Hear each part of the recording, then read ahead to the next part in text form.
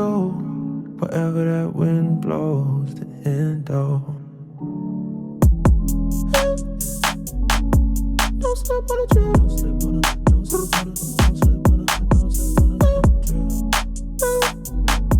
don't slip on the trail. Don't slip on the trail. I see you right over there. What's going on, guys? Welcome back to a brand new video. Today I thought we would take a little break from the whole scholarship series, and I thought that since a ton of you guys have asked me so many questions about, what biomedical engineering is, what is it that I do, I thought I would make it like a day in the life of a biomedical engineer video, as well as go over some of the career options for a biomedical engineer after they graduate with that degree, whether it's an undergrad or a graduate degree. So let's get started. On today's docket, we have a couple things. It's a super busy day. I got my second vaccine shot yesterday. So let's roll that clip. Yeah. Blowing up, C4. I just had to go crack now on my Depot.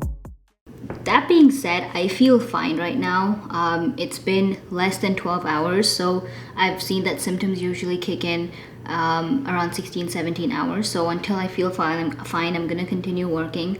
So for today, we have a ton of work to do. I've already started, gotten ready, gotten my morning chai right over here, and basically just doing some work. We all know that the vast majority of the work that I do is building automated molecular diagnostic platforms. I work closely with microfluidics, which in simple terms is I take a lab-based process like a PCR reaction or a lysis reaction that people do in the lab, and I see how we can make a robot do it. How can that whole thing be automated and put into a fully functional platform, so there's less manual work, it's quicker, there's less room for error. And one of the most recent projects that I've been involved with is the COVID-19 testing platform. So as we all know, we're seeing like the third or the fourth waves of COVID being hit in different places, and a ton of COVID variants are coming into play. So I am taking this morning to actually go over some of the details that CDC has on their website about the COVID variants. And that's what I'm gonna do until it's time to head out. But essentially today, after I'm done over here, I need to head out to one of the hospitals in Buffalo. I have a couple meetings lined up with them, with their managers and the staff there, to kind of go over how we're handling this, go over some protocols, some procedure, typical meeting stuff. But hopefully I'm back before my 16-17 hours of the vaccine. I just want to be home just in case I get a fever or anything like that comes up. I got the shot on my left arm, so hopefully driving shouldn't be too bad. But essentially after that we'll get some more work done, hopefully try to get a workout in if possible. I don't think I'll be able to cook today, yikes. But anyway, I'll go over some of the career options in biomedical engineering for you guys, and basically just take you along on the entire day, and you guys can see how it goes. So let's get started. I'm gonna go ahead and get this work done before it's time to head out. Hockey, I know. I send all of my rap foes like they my tadpoles. Yeah. Blowing up, C4. I just had to go crack now on my Depot. Yeah, that Draco bustin' like free throws. I do not miss no shots, I got the cheat code. That's why I never lose. The weather is so nice out. That car is ours, but today we are taking this one. So typically when I go on work-related long drives, I don't take my car just because I don't want to put the miles on it. So I rent out a car. It's not too expensive. But before we go, I just have to get a couple things out from here. Like my sunglasses and my phone holder.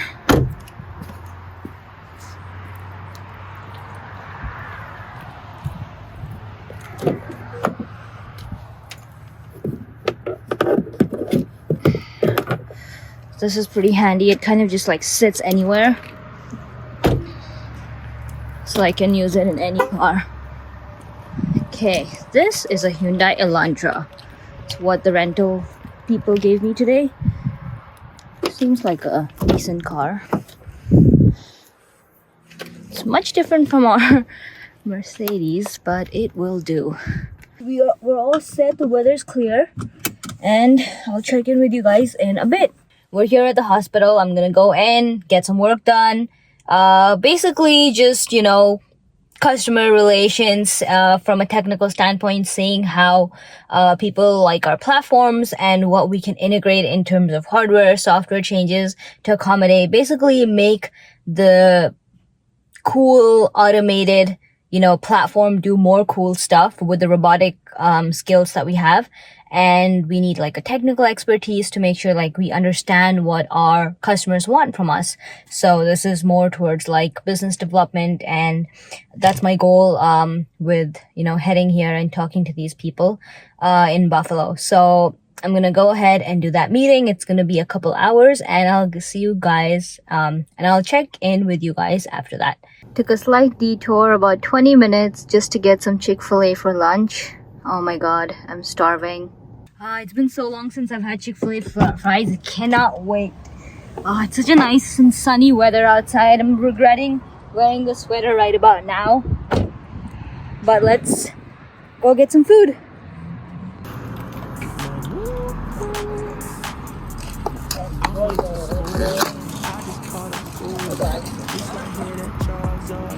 Chipotle sauce, waffle fries, ranch, ketchup.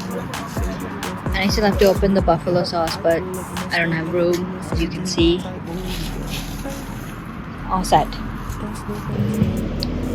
I decided to take another break, and we got some ice cream from a pretty famous place in upstate New York. This is the coconut flavor, so I'm gonna sit in the car and eat this.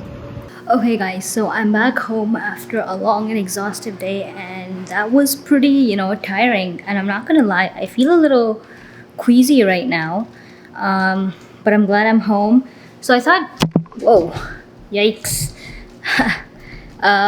So I thought now is a good time to kind of like go over a couple like career options in biomedical engineering.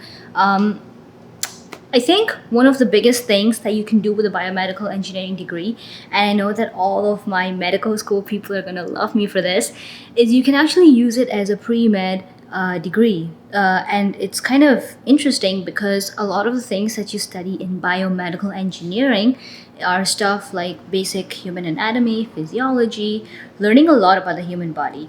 And essentially, as long as you qualify and have those prerequisites, you can very easily use it as a pre-med degree. So that's one option that you can use your biomedical degree. And frankly, I think it's a great option just because it makes you so much different from the people who've done biology, because you have this new perspective. Since you've done biomedical engineering, you actually know how the technology that doctors and surgeons and other healthcare professionals use. You have an understanding of how it works. So you bring a new perspective and you bring something different to the table.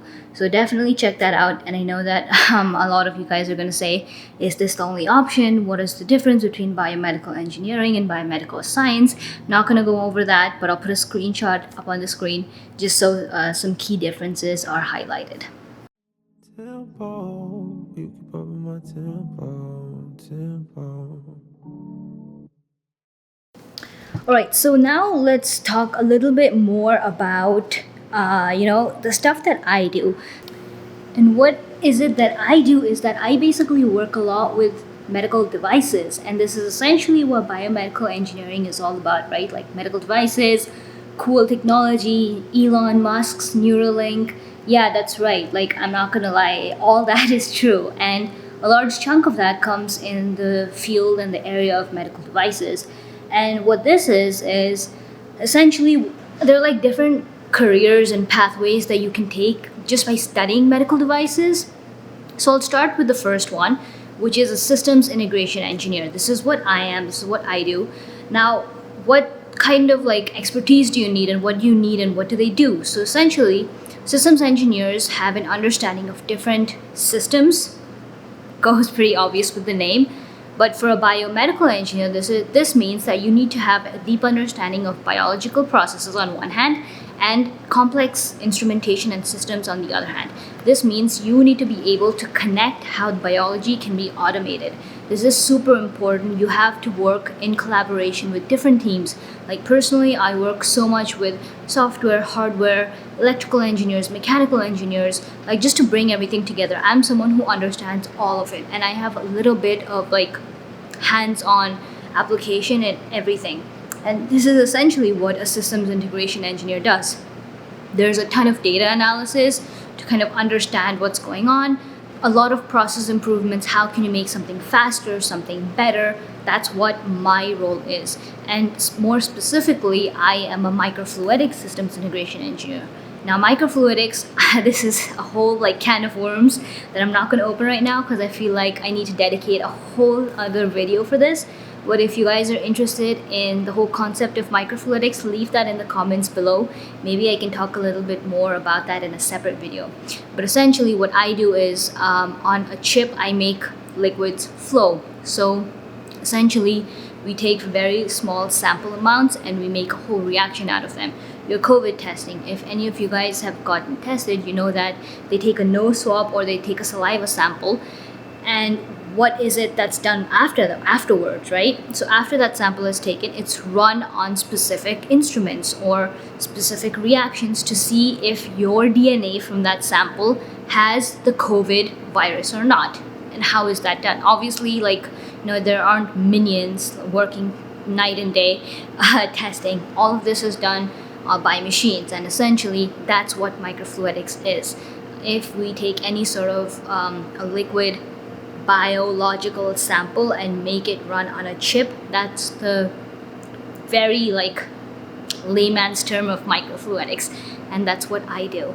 So the next thing that you can do with a biomedical engineering degree is become a quality engineer. And honestly, this is a really cool one for you if you're someone who likes organization and documentation.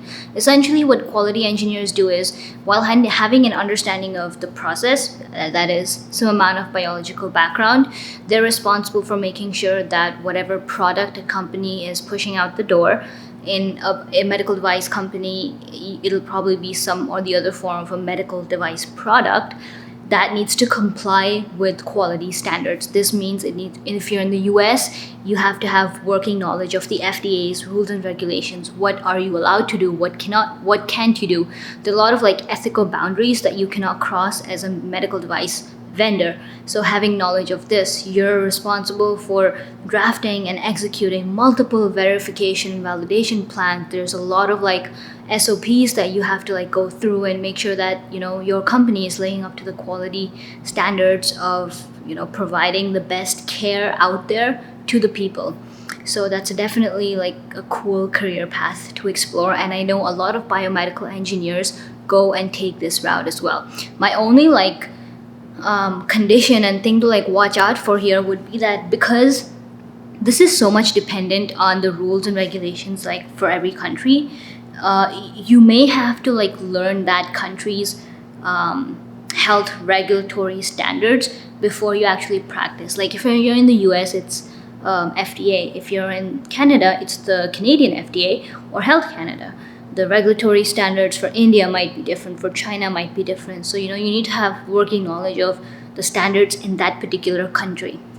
All right, the next one that I'm going to talk about is a design engineer. Now, this one is a really cool one too. So basically, a design engineer works on designing medical devices. In the case of microfluidics or something, you would design these chips, these big MRI machines, these CT scans. You've literally seen them in the hospital, right? Some of them, they're such absurd shapes. So who actually comes up with this design? All of these things are basically design engineers. And, to go into this field, you need to have a good knowledge of some designing softwares. This includes stuff like maybe AutoCAD, SolidWorks, having some experience designing stuff. That can go a really long way if you're thinking of going into this field. And just if you're in high school or just thinking of going into this area of expertise. If you're someone who really likes physics, this honestly might be for you, because there's so much of like consideration that go into becoming a design engineer in a medical device industry. You need to have knowledge of like biomaterials. How would a certain material react if it was put in contact with the human body? How would a certain material react if it came in contact with blood? Obviously, we know that water, blood, oil, they all are different viscosities. They all have different chemical composition to them. So having that understanding can go a long way. It's a super interesting field, and I've done some design work myself. So it's definitely a good one for you guys to check out. And the next one on our list is becoming a scientist or a biologist. And this is one of the most obvious things that you can do with a biomedical engineering degree, just because this is pretty much just, going into the lab, being a researcher, doing a ton of lab work. If you're someone who likes the biology side of biomedical engineering more than the engineering, physics, or math or computer side, this might be the career option for you. You, in a medical device company, you are basically doing feasibility testing, which is like lab work to see if a certain experiment will work or not. There's a ton of like design of experiments that's involved, and a lot of like lab-based research that goes into this. So if you're someone who likes spending time in the lab, just working with cells, coming up with different sort of like processes that you can maybe like put into a machine, that's definitely a career option for you guys to explore. All right, and the last one that I'm going to talk about in this list is the pharmaceutical industry. Now, I know that there are different career paths to this industry, like biochemistry, pharmaceutical degrees itself, but a biomedical engineer can also go into this industry, and it's really cool to work with. This is something I did when I was in my master's. I had a lot of like classes just because I found this field so interesting. And essentially what you would do is, take your pills, for example, those long pills that you swallow, there's some sort of chemical or drug in them. Have you ever wondered like what it is? What is it that it's doing inside your body? Some pills make you drowsy, some make you like sleepy or whatever, right? So all this is like pharmaceutical side. And as a biomedical engineer, you are tasked with coming up and finding innovative drug delivery systems. Is there a different way that we can administer these, drugs, not just orally with a pill? One of the more recent innovative ideas and research that's going around right now is microneedle patches, which is basically like a patch that you can like stick on your arm, like a nicotine patch. And essentially, once it's stuck on your arm, it'll regularly administer a certain dose. This could be really useful for, think about diabetic patients or patients who need a certain drug at regular intervals for a prolonged period of time. Now, it doesn't make sense, like if someone needs some drug administered at every 15 minutes, it doesn't make sense to compromise their quality of life by putting them in a hospital. If they had something that they could carry with them that would automatically like dispense this drug, how cool would that be? So as a biomedical engineer, you're tasked with like creating these innovative drug delivery systems. And this itself is a whole area of expertise. Learning about biochemistry. If you're someone who likes chemistry in general, this is definitely a good area for you to explore. Chemistry plus technology and engineering, superb, hats off. So definitely check this one out. And before I kind of end the topic here, I want to talk about one other thing. So along with like these fields and these areas of specialties, one of the other things that a biomedical engineer, and I guess like a lot of you guys would be interested in knowing this, is how much money do biomedical engineers on average make? So I would say if you have a bachelor's or a master's degree and you're working in the US, the average salary can range anywhere between $60,000 to close to $95,000. This again depends on factors like what field you're in.